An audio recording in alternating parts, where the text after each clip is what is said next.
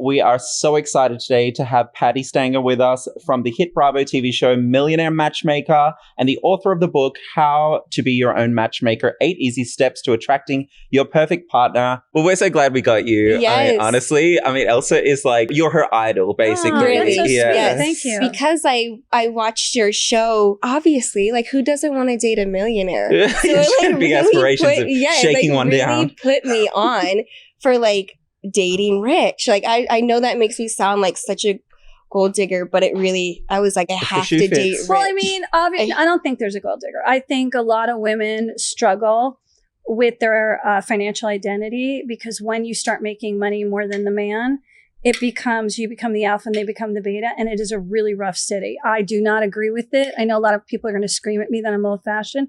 It's so much easier when the man makes more money. I think so too. It puts you in the feminine and them in the masculine. And it's not like, you're being groomed. It's not like that. It's like everybody has their role and it doesn't mean you can't work. You can't have an identity, but the women that make more money than the men have the roughest time. And I've been through it. I've seen my friends been through it. The housewives have been through it. Yeah. It's rough. What made you want to help people find love? I am 3rd generation matchmaker. I truly said when I was a child, I will never do this for a living. I was doing matchmaking to clean my credit card debt up. There was nothing on TV other than Survivor. I don't even think The Bachelor went up yet. They heard about me. They wrote about me in major magazines. And the next thing you know, they were offering me a TV show. And it was like, whoop. And then I just went exploding. I remember thinking like people go, oh, dating's so over. I'm like, you have no idea what's to come. When we passed the $1 billion industry in the app industry, and then the matchmakings are small because we're like, private. I knew that the trend was going to get worse and worse, especially the average age is 29 to get married. It's 56% divorce rate. So there's more singles. Yeah, 156 million singles in the United States. And people just don't want to commit. It's like bigger, better deal. Okay, we are on to the Heartbreakers Hotline. What would you recommend for a couple that's in a long distance relationship to plan for as they start long distance and after they come back together? After 3-4 months of back and forth, it should be every 2 weeks you see each other. Connection is key. One person misses, the other person's going to feel really bad because they're in a heightened sense of dopamine. Just remember that when you're in long distance, you're in dopamine. And without the touch, there's no serotonin or oxytocin. So they're staying up here like they've had too much to drink and now they're slowly coming down. Can you imagine? Right. And if one person misses the touching part, especially if that's our love language, they're screwed. So planning things that they can do together where they're physically intimate. I wouldn't get so far into going on errands just yet. Yeah. That should be like after month 3. If you don't live together, and you're dating, you have no idea what they're doing. Yeah. So you're stalking the social media, if they have social media, and that creates intensity that kind of makes anxiety. And you need that in-person communication, because it takes building. You need to look through their eyes, touch, taste, smell, the senses. That's why I said in the pandemic, if you were dating someone long distance for a year and you never met them, that's not a relationship. You actually have to taste, test, and smell because you could meet that person after many conversations. I have a friend who does this all the time. He lives in the middle of nowhere in Vermont and he gets sucked into these women in Miami and LA and they have these intense conversations. And when they meet, it's like, wah, wah, wah. Because you have to taste, touch, smell. Would you recommend people living together before marriage? No. Really? You have to have the ring.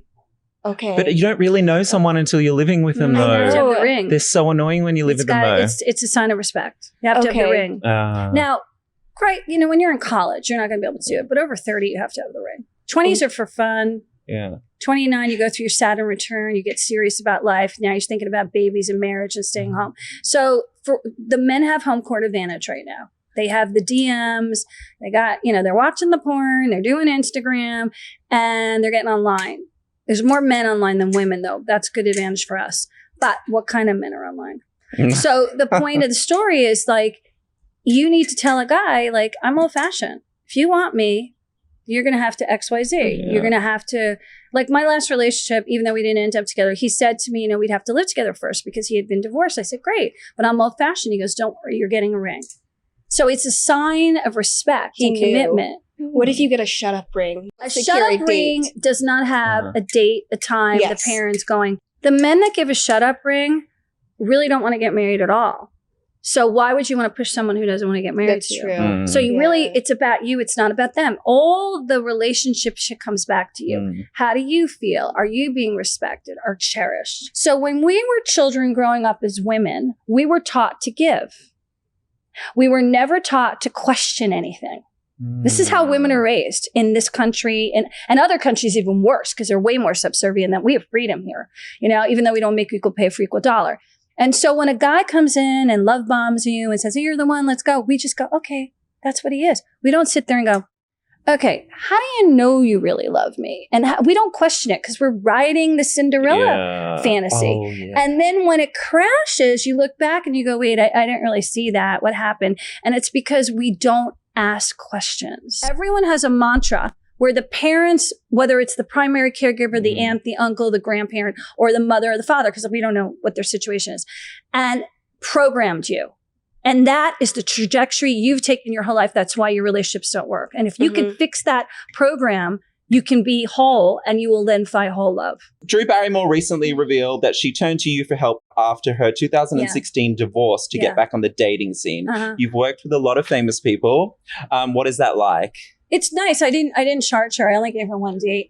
And the guy was great. He was very wealthy and very good looking, but she said to me, I don't feel comfortable with him, and he wanted to go out with her again because she said that he was too good looking. And I think Drew's beautiful. She didn't think she was as pretty as them. And I think that's so weird because she likes a quirky, more artistic guy. Yeah. And I was just like, wow, I really want to see Drew with a hot guy. All my clients, rich or poor, doesn't matter, are very, very much like regular people when it comes to dating. They have insecurities. Like we all have a money amount we'll date, and we'll have like, yes, have a car, yes, have a house, all the basics. But when it comes to the intimacy part, everybody wants the same thing. LA Magazine just published your LA Dating Survival Guide. What are some tips and tricks from the list you'd recommend? We put too much online. So I think 20% should be online, and then there's 20% friends and family and coworkers, whatever, and 20% of doing activities. So whether it's a meetup, whether it's going on vacation, whether it's getting a hobby, but you need to keep the ball moving. And then there's 20% that's like, wiggle room, which is God's electric magnetic plan. And then 20% is self-help, because when you work on yourself, it comes. So I think what's happening is we are all like lazy and we're going scroll, Hinge, Bumble, Hinge, Tinder, Hinge. Nobody's there. And we don't get out of the house and do other things like we used to do before there were apps. And if you kind of mix it up and you go out once or twice a week, not just getting drunk at a bar, not just going to parties and getting lit, and not going with the same crowd, which is we get lazy, you have to get out of your own comfort zone. Maybe join a new gym. That's the first step. That's a good thing. If you start to go to a new gym, new Pilates, new whatever, boy or girl, gay or straight, you're going to meet new people in a different area. Maybe a new coffee shop you start going to. Those who travel in packs do not attract. So the key is to break away from the group at the bar or the party. Go on your own, smile and signal. You go and ask people in couples how they met in your age range. How'd you guys meet? Online, through a friend. They're going to tell you dating data, evidence of how it works. Whatever your thought process is of how it comes, like I always meet guys. I always get married. I was married once before. I could get married again. You start saying those affirmations every day without negativity. Tell yourself what you want before you head out the door, then start doing all these activities. And something's going to pop. It's the law of averages. It's like a salesperson selling a car. Right? Basically manifesting. Right. You're manifesting, but you're also changing your belief system in your brain. And when you change your brain, like we say, 30 days makes a habit, 30 days breaks a habit. What'll happen is something will come up that you go, I didn't want to go to, but I went to, I met my husband. Or I went to this thing, I never go here. And boom, there was my boyfriend. I'm all about that. I love it. Right? Universe energy. But it's like, but if you do the same things over and over again, definition of insanity, like you go to the same group, same bar on a Thursday, you're only hanging out with the gay guys that are so negative about love. What happens? You get sucked into the vortex of negativity and then boom, there isn't anything. And this happens for 18 or 80. I was at Great Expectations fixing up 80-year-old people in Palm Beach. Like this happens whether you're 18 or 80. It does not matter the age. Thank you. This has been being wonderful. Let's get me a millionaire. Yeah, let's get you 2 millionaires. Bye, guys. Bye, guys.